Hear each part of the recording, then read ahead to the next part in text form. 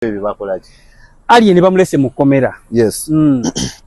Alien bwe yatuuka mu komera yatuuka essaawa zaali 2 nungi ampuliriza ffenna twali tuyingidde mu komera kuba mu komera tuyingira essaawa 10 ez'olweggulo obudde bw'omusibe eddembe liri wabweru oba liweddewo kati ffe tubalako n'akalembeeza ffe mu abakulembeze nsobola n'okwekuumira wabweru awo abaserikale bwe baba nga tebaneekengedde nti nyinza okutoloka nsobola obbeerawo paka oluusi kooti zikeerewa ne zisiibula abantu ku ssaawa 1:12 neninda kooti paka we ziyingira abasibe abakomyewo bayingira then nange nenkolaki nenyingira so Alien bwe yatuuka abasibe ffenna twali tuyingidde munda nga tuli wabweru abasinga abagundi abakulembeze like bakatikkiro overall atwala bakatikkiro bonna naffe ba bombers abamu abatonotono mpozi bombers be bakolanga alapi bomba kati gwe obolabirira ekkomera lyonna mu basibe banno gwe babawo obukulu mu basibe banno bonna so mubeeramu alapi bomba mubeeramu alapi ward kati ona alapi ward yabeera mu ward kubala lokapu eyo jjukira baba bala foreign alina okubala okuyambako abaserikale abo abayitiseemu okubeera nti akonfirming enamba bo gye bafunye oba ddala naye gyakoze yeba ward ye bw'aba alapi ward aba alapi ward 1 paka wezigwayo ezo ward wemugambye 10 ward 12 so gwa alapi boma ate oba muneneko because obeera ne ward mwotwala nekomera lyonna lyo oba okolaki olitwala badde manyi otwala ward eyo kama lyonna okay sabula gende bamuyingiza so bamuyingiza ward gye nalimu eyetuukiramu abantu VIP gye nalimu nga gye banteseemu nga alapi boma ward mpanvu nnyo kitegeeza Alien Skin yali mu VIP yes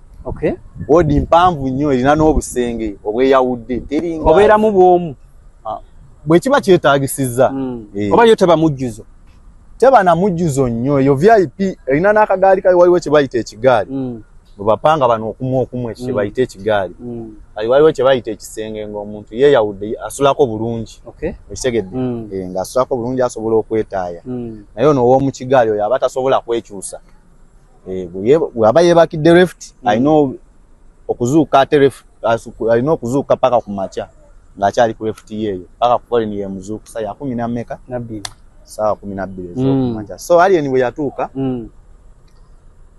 twayitibwa abaserikale kuba twali ba alapi bangi ebweru balagirwa tusale Alien enviiri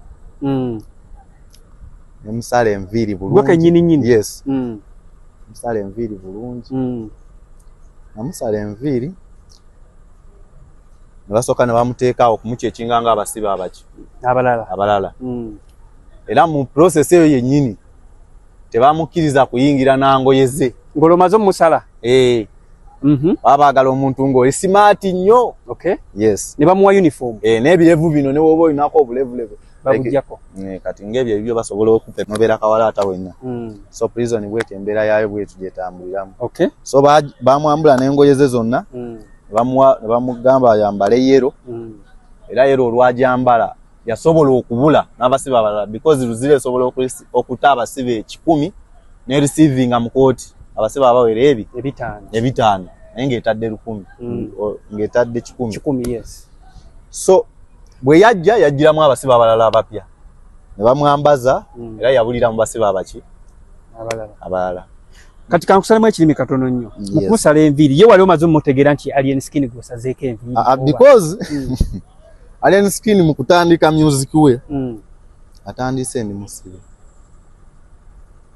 so saasobola kwetegeeza Alien Skin who is Alien Skin ne mu kujja sasa kuba abalasita bangi abajja eruzira bangi abatalina amannya n'abo abalina amannya bangi kati tosobola atunulira nti ono oba enviiri z'ensala wezi nti za dread ono muyimbi asaasobola so wekyali nti kiwedde bamuziza mu basibe banne era nasobola omanyisibwa omuserikale yali ku dutaawo ye yagamba nti wegwosaze Alien aliwo afandokero aliyo yafandokero yafande boma musajja mulungi era musajja oyo Katonda yaba mumalira musajja oyo afandokero Celesta yagamba oyo omusaze enviri ye Kimenke. Ye Kimenke. Yes. N'owulira otya? Nenzuuka ne ngamba muno omukisa gw'amaanyi.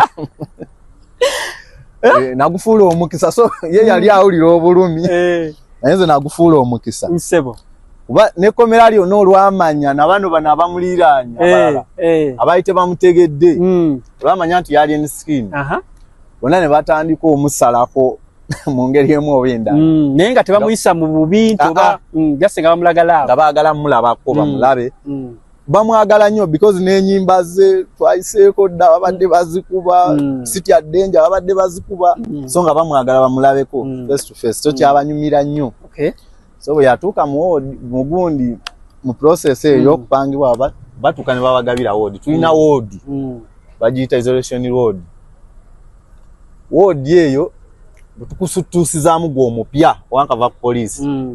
Sobola olaba oba olina ebirwadde byo tuva omwo tukutegedde bw'oba olina art balina bwe bakutransferinga n'ofuna eddagala lya art era n'ofuna ne counseling mukomera omwo. Oba olina ebirwadde ebikutawaanya era bakutransferinga oba ku action bay. Bamututte bamaze omutereeza buli kimu. Bwe twali ye tebamutwala n'abo kye mbadde njagala okugezaako. Wagwe tulisivinze yenna omupya tumutwala naye ye yayawulibwako kwabo. Tebatwala mu eri ward then bavomba bagabe mu ward. Tebamutuusizaawo direct bagamba alina kubeera mu ki? Mu PCL. Katumaze omutegereyo VIP. Bwe yajja nakirizibwa omuyingiza ne mufunyira akasenge. Ng'olwo omaze omweyanjulira nti nze nkulira ward eno. Yali akitegeera because uniform gye yali ayambala yaliko just ward 12. Ate yange eriko RP Boma. Yali asibiddwawo because mukujja yagamba kano kampola mpola nali nkabaddemu. Small problem. Yes, because we yanda yagamba okay. Ne byala RP Boma nali mbikoze eki? Nali mbibaddemu. Ng'abimanyi. Okay, omututte. So when namutwala era yantunako butunuzi n'agamba okay gwe Boma oze yes ntwala gye ngendo buyiwa tugende okay anagusala nemutwala nemuwa ekifo bwe yatuuka abasiba abasinga bayimirira kuba yayingira nga waliwo n'abasiba abalala abayingira bava mu kooti naye abasiba abasinga bayimirira nga bamunoonya mu group eyingira tebamulaba naye nga tebamulaba because enviiri zaali zikoze eki zigiddwako ate n'ekirala nga bakoma mulaba ku gundi ku TV abasinga yes baali bakoma mulaba ku TV so yalemeera olabika era abaserikale ne batulagira ennyo ffe nga abakulembeze b'eyo wansi atulagira okubeera ntugala geeti eyo okumubeerewo bw'amaanyi because baali basuubira ensasage okuva eri waggulu kuba wodi ezisinga ziri eri waggulu obanga okujja okubanga bamulaba batekikiriza nga bajja bamulaba so yo prison yateekawo gundi boundary negamba omubeere eyo kati temukizibwa kukirira kitabaddewo bulijjo because bulijjo baali bagiranga ne bajja ne tubeera eyo nga tutuula eyo kuba nayo woodi y'abasibe naye ekyo bakiteekawo olwa alien so basobola omutangira bwe batyo ng'era ne bwaba jjukira bw'otuuka mu prison bakuadmitinga olina okufuna namba ya prison agamba gwe kati oli namba bweti ne bweti okusinzira ku namba eri mu prison mu ward eyo gy'olimu okay olina okufuna namba y'obusibe okusinzira mu bantu be bazze bakwata abasibibwa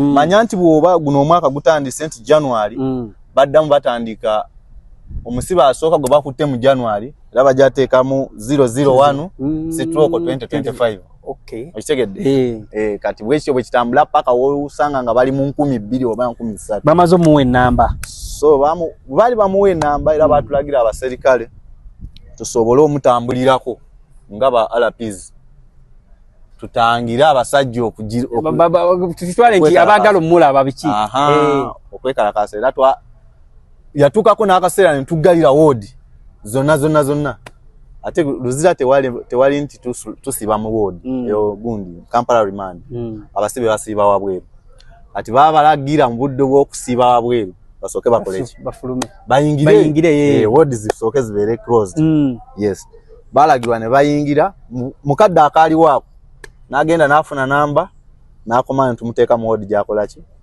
gyatuukiddemu so nekibeera nti embeera yali bwetyo so mu kutambula kwonna nasobola okubeeranga n'omwami oyo nga tusobola okwogeramu nga mwogera anyumizaako emboozi nange munyumizaako kye nina okola singa nfulumye mu kkomera era okukakana nangamba kakati ku akaunti yo kansooke nkuteereko emitwalo 15 ey'essimu tubeera n'akawunti mu kkomera tubeera n'akawunti so bw'oyingira ng'olina ne kaba kakaddeko bakugulirawo akawunti yo n'obeera ne pin code nga bw'olina simu yo nga sente zigenda ku akawunti eyo so era bw'obeera ng'oyagala kumpaako ku sente nga gwe ofuluma naye ng'olinawo akakaddeko kalamba osobola ogenda yafanda avunaanyizibwa ku kintu ekyo kati eri eruzira wali yafanda ojala osobola ogenda n'omubuuliramu n'omugamba munnaaye njagalawaako omuntu ono sente bweziti so njagala ozisale ku akawunti yange era akubuuza amannya go n'akawunti namba yo so pini namba yeeyo ey'ekyama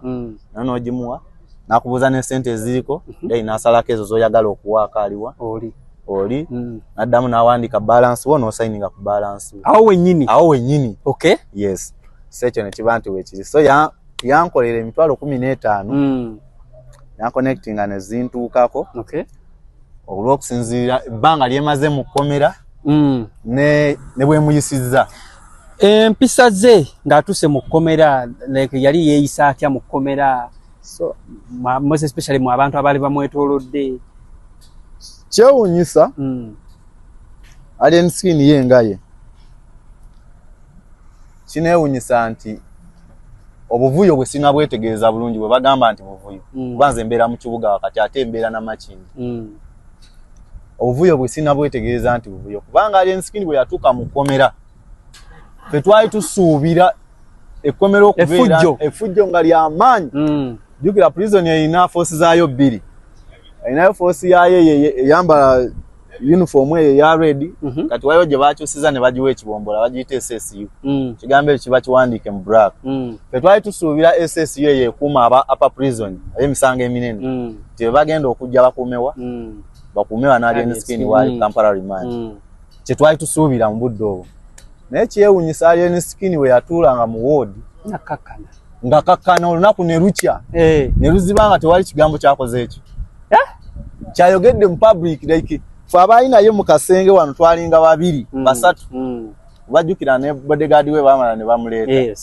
Julius nga tusobola tutuulaawo ne tunyumya emboozi zaffe naye nga talina na mboozi gyanyumya nti oba eno nene ekanga kati gwe mu kunyumyamuuko naye kuba munemu amala ebbanga mwogeramuuko naye biki bye yabagamba ebyamuleese luzira mwatuukayo so mu byonna Alien Skin kubanze namubuuza nze mwennyini ate nina odde ekubuuza because mbaze mukamaawo obudde bakuleetedde ki bakuleetedde kiki nange ndabeko security yange weerina okoma yadde ndi musibe munno nange mbeereko ne security yange weerina okoma so namubuuza bakuleetedde ki nangamba munnaaye waliwo omwana wange yabadde ku ddwaliro Ensambya eddwaliro ly'Abakatuliki ye yaŋŋamba yagendayo n'abawoninga buwoninzi yabuuza abaakolawo omulwadde alyoka akole ki afe abasawo be yatuukako ku budde obwo baali si be bakoze eki si be baliwo n'ababuuza kati bali yabagamba bugambi kankomewo mujja kumbulira ababaddeyo bagenda kukola ki kumbulira bagenda kundaba naye munnaayo omanyi abasajja abo like nga yagamba nga bo batambulirwako abasajja abalala bano ba bodyguards n'abalala abayaayiyayi ababa bagoberera ekintu ekyo saba ba bodyguard be bakola gundi eyo ey'okubaakuba abantu naye mu action Alien Skin because twamala ne tubiraba ku Bukedde TV ne tulaba action ze ye talina gwe yakola ki gwe yakuba yali behind cameras naye lwakuba nti yalabikiramu so kati ng'omuntu omu yali tasobola ate nga serebu yali tasobola agaana abantu balikola ki okuba abantu naye nga naye yakiraba kuba naye nzijukira nali ntudde naye n'agamba sajja nga bakubya abantu ne basaala nga buli gwe bakuba agwa wansi nga bwagamba nga muli mu kkomera bana nga bakubya abantu ne basaala kuba yakalaba ka video yes yakalaba nga buli gwe bakuba yavunama n'abagamba ababadde basaala buli gwe bakuba abadde asaala kati olwo mugize so mu kumaliza n'Alien Skin nga tufuuse omu yali muntu w'abantu by the way yagenda mu kooti nga tukyamwetaaga nga Luzira. Era Luzira yaviibwako omuntu gwe badde ekyayagala. Because yavaayo nga n'abamu babadde tebannakola ki. Tebannamulabako olwasi kiki gye yaliko. Era bw'osanga Luzira yonna abamulabako bw'osanga bakulembeze bano abaluddemu. Bokka be baamulabako. Ne bano abazembe oba basibe biki tewali baafuna mukisa mulaba. Era bw'ogamba abakola be bawaako obuyinza omwo. Basinga okulaba alien skin face to face. Kyasobola otambula naye n'amusinkana mukubo n'amanya nti ono yani alien skin. Kwegamba n'enviiri zaamukyusiza ddala. Gyakyusiza ddala ekifaananyi ne kibulira ddala. So bwe yagira byatuuka nga tandise obeera friendly waffe nnyo. Yagenda mu kooti. Olwasooka mugenda mu kooti ye. Nga mumanyi tadda. Tadda. Ekituufu. Twali tumanyi tadda kuba batugamba kati kagenze akoze agenze. Era n'abamu jjukira yalina ssente ku akawunti ezimu ekyenkuyambye nti akawunti nkuweeyo. Yalina ssente ku akawunti ye teyayogera nti oba ssente zino zitwalibwa. Agamba ekitabo kikyo abaagala bakole ki bazitwale. Nga naye akimanyi tadda. Yes, naye yalina believe eri nti tadda. N'agenda mu kugenda. Kyewuunyisa nti baleeta fayiro oba basoma fayiro endala 2 zaali fayiro 2. Kyewuunyisa nti fayiro endala baagiwa beyiro endala neekola ki negaana. Kati mu gaana omusajja n'akomawo era Luzira n'abagamba ati kiki ekiganye. Agamba munnaye fayiro zikyakola ki. Agamba naye ekintu kino teyasobola kitulambulira nnyo. Ebintu ebyaliwo byali bingi. Gavumenti ebintu byali bingi. Mwalimu ebyokuba abasawo, mwalimu bino ebyokubeera nti waliwo omuvubuka gwe yakuba gwe yasange wa Hajaruna kwekyandemu. Byalimu bingi. So n'ebirala ensonga lwaki yakomawo. Akomyewo. Kyewuunyisa teyakomezebwawo kumu n'abasibe b'abalala because Luzira ebeera ne baasi yaayo. Bamutikka mu ndabo kabini yekka. Yes. Bamukomyawo ate essaawa zetutali tusuubira because ffe wetubeera eri Luzira tumanyi nti makindye ekomawo essaawa etandika okomawo essaawa 12. Naye ye kyewuunyisa nti kooti gye tumanyi esiba abantu abangi. Kyatwewuunyisa nti gyagenzeemu ate yakomawo essaawa 6 ogw'emisana. Yes. Baba amuteeka mu gundi eyo jamu kabali bungi ye bamuleeta special. Yes. Bamuleeta era ne basobola ntumuwe uniform ze because twali tuziterese. Twongera ne tuzimuwa nadda mu wadi ye mu wadi gye twalimu. Era yali si muntu afuluma wabweru. Era okufuluma afuluma bamukyalidde. Yes. Kwegamba komera yalifuna mbuzibu bonna otwa kumuyisa bubi bantu kumukyambuwa bino bibabeera mbi abantu bakole fujjo bakozesa emirimu bakozako fujjo alien skin yabifuna ko mukomera. Kakati njagala nkunnyonnyole naawe atuwuliriza. Wabanti force kwononeka force ya prison inungi nnyo. Mu force zentunulidde ebbanga lyemaze nti nkolako n'abasajja abo because bw'obeera mu kkomera osobola ogenda mu balakisi y'amagye n'okola oba oli musibe osobola okola na prison. Naye force zentunulidde nnyo ezikyalina obwesigwa. Prison yalina obwesigwa. Yes, prison n'amagye bikyalina obwesigwa bikyakolera ku mazima amatonotono kale naye nga prison yo tetuyiginaako nnyo gundi because bw'otuuka mu prison bakuwa chance eyokwogera buli ekikutuusiddwako omusibe yenna oba omuserikale munda mu prison monna kasita oyingira prison ebyo ebyokukyambwa omuntu simanyi biki bikoma ku poliisi. Akomye omukomera mubaddekaawo twalikaawo naye bamukomyawo olwo olunaku bwe yakomawo mu misana era ne tubeerawo ne bongera ne bamuyita mu kooti. Kati luno lwe bamuyita nayogera naye nga tanasimbula. Ne mugamba ekintu ekisinga njagala ompa omukisa ogusobola okubuulira kooti bye zikola eri abasibe kuba ebbanga lyemaze mu busibe naye basibe bannange babonaabonera buki bwereere mu kkomera muno. Omugamba nsaba ompeeko omukisa ompitireko wa midiya yenna nga ndi naawe nsobole okunnyonnyola. Tomanya muze yandigamba ku basajja be ne basobola okukola ki okukyusaamu. So namusaba ekintu ekyo ngolo akomawe no mu kooti ng'ajja mu kooti nali musaba olunamba namba y'essimu eyiye nangamba kakati nzolaba ebintu byentiisa omutwe ne namba y'emmoloka gye nvuga sigikola ki sigimanyi mu mutwe nangamba kati namba 3 zinemye okwata ali nsobola okwata enamba 10 ez'essimu kinedda agamba wabula kyengenda okuyamba kiri kimu era nange nkwetaaga because ndina okulabako ng'ovudde mu komera wange omulungi yes nangamba woovaayo ogenda kujja mugundi ogenda kujja ku Fangoni bw'oyingira Fangoni bw'otuuka ku gate bagambe njagala laba ku mukulu ekitegeeza yakulekayo eruzira yes yandekayo okay era mukundekayo ne mala week 3 nange nenfuluma yes yandekayo mukono agambye omunoonye ng'otuuse ku Fangoni angamba noonya oba otuuse ku Fangoni nga bwe natuuka ku Fangoni nasanga waawo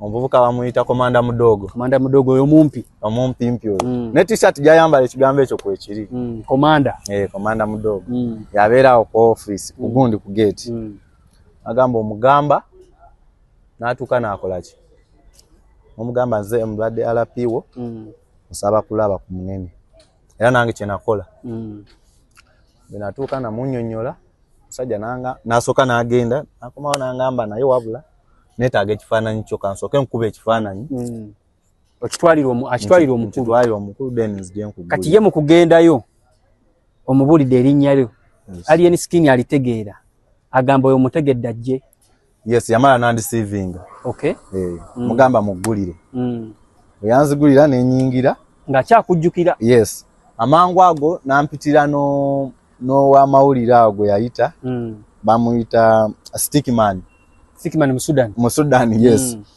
alien mukunsuubiza yansuubiza okubeera nti nsobola okumwegattako ekituufu era mu kumwegattako zaatagenda naye nga yali free man ekituufu zaatagenda naye nga yali free man okubeera nange wabula ate okusoomozebwa kwe nafunye nti ke interview ke nabadde nakoze ako kenkulagira akaliko Stickman ku YouTube ka interview ako nafunyemu abasajja babadde 3 nga amaze okakola banyuma lwa lunaku lumu bansanze ndi ku mulimu awo Kibuye ogikola mu bbanga ki interview mbadde nankagikola awo wayise bbanga ki ayiseewo ndowooza ennaku nga 10 okay ne bajja ne bakwata basajja ne bajja ne bankwata awo balina akamolo kange ka braka ka wish ne bankwata ku mulimu we naali ne bantuusa no kwiniziwe nga tutambula ng'era bannyonnyola mbu ndina omusango bakusangawa awo Kibuye nga ku matooke bamanya batya gye wali simanyi ekyo simanyi because nakibuuzizza nnyo bamala okunkuba tebantwala ku poliisi nga bakuwa nsonga kyekkubya bo bangamba okusinziira akatambi kali kenkugambye akaliko ku YouTube akali mu Stickman bambuuza gwalabirira poliisi engeri gy'oludde mu kkomera bingi by'omanyi tuweeko ebirala by'omanyi okuva ku basiviliya kati bo nga bakugamba bo bebaani bamaze balina bikaadi omanyi ne naseekuba kaadi naseekuba kaadi n'omufere asobola oteekako bigundi ate n'abasajja bano abasinga bano abawansi bano basobola okukozesa abo abasajja baabwe n'osanga nga bakoze ekyo bafuuse ekyo kyebaali ku budde obwo bakusanze ku Masjidi Jamii abakututte bansanga ku katale ekibuye ne bankwata ne batambula nange paka kwiniziwe ne banvuga paka Cornerstone Kafumbe Mukasa bwe twatuukawo essaawa nga 3 ez'ekiro kati balina kigundi kimasiki kigumu kye bampanga bambuuza gwe wakoze interview eri ku gundi eri ku YouTube eriko Stickman tiye konze ne bajjayo simu nga ddala ebintu babikola ki babirina bangamba kati otandise ovumirira security police kyogamba poliisi gwagisasula gwakola poliisi ogikolera ki mu ggwanga gwogikolera ki mu byonna nasooka baddamu nga mbalata because nabagamba ndi muna Uganda